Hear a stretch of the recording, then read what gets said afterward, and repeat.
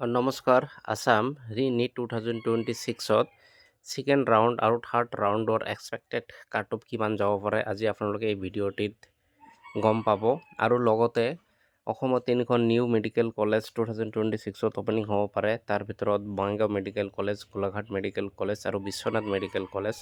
তাৰ ভিতৰত Bongaigaon medical college হয়তো এই বছৰতে ষ্টাৰ্ট দিব, তাৰ বাবে কিছুমান তথ্য দাঙি ধৰিম।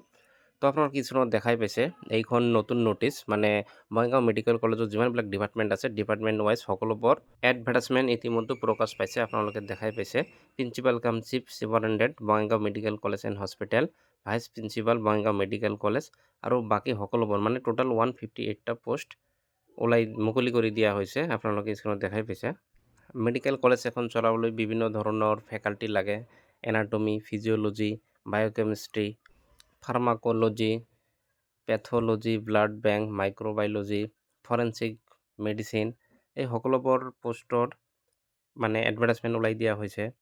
আপোনালোকে স্ক্ৰীনত চাই লওক, বিভিন্ন ধৰণৰ পোষ্ট ওলাই দিয়া হৈছে। টোটেল 158, জেনেৰেল মেডিচিন, পেট্ৰিয়ডিক্স, ডাৰ্মেটলজি, মানে যিমান মানে কলেজ এখন চলাবলৈ যিমান লাগে সেই সকলোবোৰ পোষ্ট উলিয়াই দিয়া হৈছে। টোটেল 158।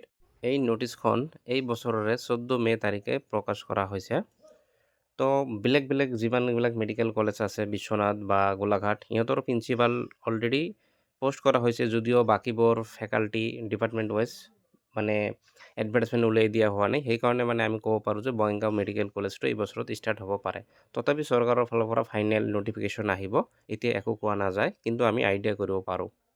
এতিয়া আমি চাম মানে ৰি-নিট 2026ৰ ৰাউণ্ড 2ৰ এক্সপেক্টেড কাট অফ কিমান যাব পাৰে। জেনেৰেল হ'লে 490ৰ পৰা 495, EWS হ'লে 485ৰ পৰা 490ৰ ভিতৰত কাট অফ থাকিব পাৰে। OBC হ'লে 400ৰ পৰা 410, SC 400ৰ পৰা 405, ST ফিলেন 365ৰ পৰা 370 আৰু ST হিলছ 305ৰ পৰা 310ৰ ভিতৰত কাট অফ থাকিব পাৰে।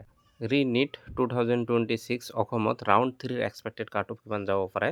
জেনেৰেলৰ 485ৰ পৰা 490, EWS হ'লে 480ৰ পৰা 485, OBC হ'লে 490ৰ পৰা 400ৰ ভিতৰত, SC হ'লে 490ৰ পৰা 495ৰ ভিতৰত কাট অফ থাকিব।